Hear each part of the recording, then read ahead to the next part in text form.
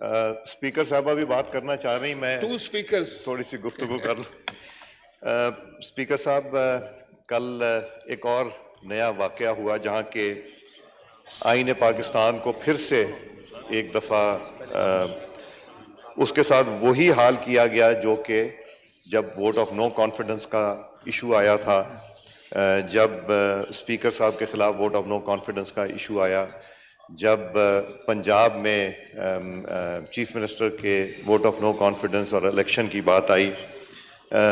अब कल फिर सदर मुमलिकत जो कि एक बड़े अच्छे पॉलिटिकल वर्कर होते थे, चूँकि वो सदर मुमलिकत बन गए और उनकी ज़िम्मेदारी जो आइनी ज़िम्मेदारी है वो निभाना उनकी एक ज़रूरत भी है और आइन भी यही कहता है। आर्टिकल 48 के तहत president of Pakistan word shall use हुआ है कि वो on the advice of the prime minister of Pakistan वो अपना काम सरअंजाम देंगे। एक तो रिमूवल ऑफ गवर्नर के बारे में जब प्राइम मिनिस्टर ऑफ पाकिस्तान ने मूव किया प्रेसिडेंट को, तो प्रेसिडेंट साहब ने उसको जितना वो डिले कर सकते थे उतना किया। उनकी ऑब्लिगेशन थी कि वो कट ऑफ डेट तक ये अपना फैसला करें। उन्होंने पूरा वक्त लिया। वक्त लेने के बाद उन्होंने रिफ्यूज़ कर दिया on the advice of the prime minister governor Punjab को रिमूव करने के लिए। ये एक आइनी जिम्मेदारी थी उनकी, जो उन्होंने फिर से आइन को पामाल किया। और आपके सामने जो पहला इशू है जो कि आर्टिकल 5 के तहत जो किया गया था, जो डिप्टी स्पीकर साहब ने किया, जिसमें honourable supreme court of Pakistan का भी फैसला है, मगर अब ये रिपीटेडली ये चीज़ हो रही। जब इंसान की ज़ात या इंसान की जमात पाकिस्तान और आइन से आगे हो जाए तो फिर इस तरह के फैसले किए जाते हैं। गवर्नर सरवर ने रिजाइन किया तो वो रेजिग्नेशन कुछ मिनट में एक्सेप्ट कर लिया गया और नए गवर्नर को भी अपॉइंट कर दिया गया। चूंकि वो उनकी जमात का गवर्नर था और उनकी जमात का नया गवर्नर बन रहा था, और एडवाइस प्राइम मिनिस्टर की थी, वो न्याजी प्राइम मिनिस्टर जो पुराने थे उनकी एडवाइस थी। चूंकि अब जो प्राइम मिनिस्टर है उनका एक मुख्तलिफ जमात के साथ ताल्लुक रखता है, तो उन्होंने उसको ब्लॉक कर दिया। ये पाकिस्तान की तारीख में पहली दफ़ा हुआ है। आपको याद होगा कि एक ज़माना था कि यहाँ हमारे साथ बैठी हुई जमात के साथ हमारा इख्तलाफ बहुत होता था, मगर out going prime minister, out going government के लिए एक दिन की ताख़ीर न की जाती थी, ना यहाँ पे उनके ओथ को डिले किया जाता था, ना ही कभी प्रेसिडेंट ने और प्राइम मिनिस्टर ने कोई ऐसी चीज़ की थी जो आइन, जिसमें पामाली आइन की हो।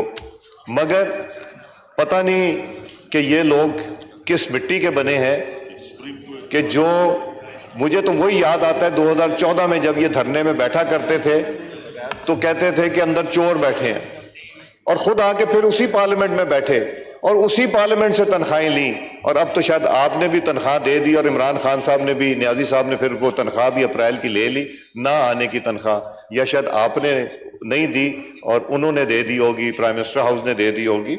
मगर ये चीज़ को कहीं ना कहीं रुकना चाहिए। अब कल अगर हम सिंध का गवर्नर अपॉइंट करना चाहेंगे प्राइम मिनिस्टर, तो क्या उनका इख्तियार नहीं होगा? बलूचिस्तान का करना चाहेंगे, केपी का करना चाहेंगे, ये इख्तियार है प्राइम मिनिस्टर के पास। On the advice of the prime minister the president shall appoint.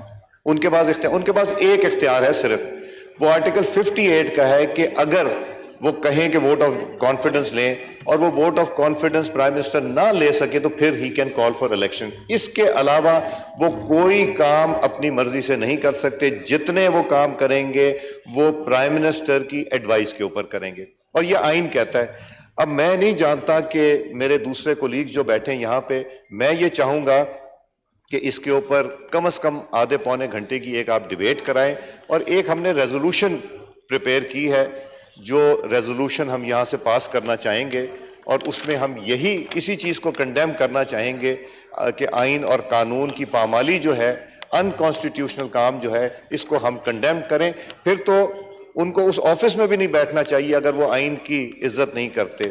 ان کو باقی بھی کسی کام میں نہیں ہونا چاہیے، پھر گریسفلی ان کو گھر چلے جانا چاہیے اگر وہ نہیں یہ اس کے لیے نہ صرف وہ آئین قانون اور پاکستان کے عوام کو جواب دیں، بٹ اللہ تعالیٰ کو بھی جواب دیں. جو انہوں نے حلف پڑھا وہ اس میں بڑے کیٹیگورکلی انہوں نے کہا کہ ذاتی مفاد یا ذاتی مرضی سے وہ کوئی کام نہیں کر سکیں گے. اور اس میں یہ جو ہم نے لکھا ہے نا، constitution law invocable obligation to every citizen ہے, the president will not allow personal interest or influence. Now he is being influenced by Niazi, his party chairman, and he is taking that influence and violating the constitution of Pakistan. اور constitution of Pakistan میں جو حلف اٹھایا، اللہ تعالیٰ کو حاضر ناظر جان کے انہوں نے حلف اٹھایا تھا.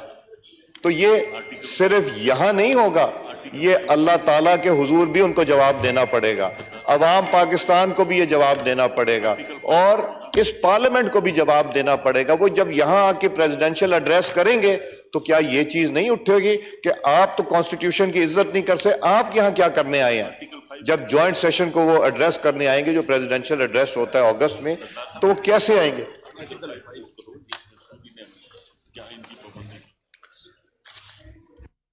صاحب کہہ رہے ہیں آرٹیکل 5 کو بھی کوٹ کریں کہ سوری صاحب بیچارے نے تو پڑھا تھا، وائلیشن کی تھی بیچارہ. میں اس لیے نہیں کہوں گا بیکاز وائلیشن تو انہوں نے بھی کی تھی. تو کیا اس جماعت نے ہر چیز کی وائلیشن کرنی ہے؟ یہ نہیں اجازت دی جائے گی. میں چاہوں گا اس کے اوپر کوئی 1 گھنٹے کی ڈیبیٹ کی جائے، اور یہ جو ریزولوشن ہے یہ ضرور پاس کی جائے، اور میں امید رکھتا ہوں کہ یونانیمس ریزولوشن ہوگی. اس میں ہمارے باقی کولیگز بھی نہیں چاہیں گے کہ آئین اور قانون کی پامالی کی جائے. شکریہ اسپیکر صاحب. آپ ریزولوشن پڑھیں گے؟ جی ذرا یہ ریزولوشن دیکھ لیں. 1 منٹ. اوکے ڈیبیٹ کرا لیتے اس پر. ٹھیک ہے، میں نمبر وائز دیتا ہوں. پلیز آپ تشریف رکھیں، میں نمبر وائز آتا ہوں. جی بالکل، opposition is very dear to me.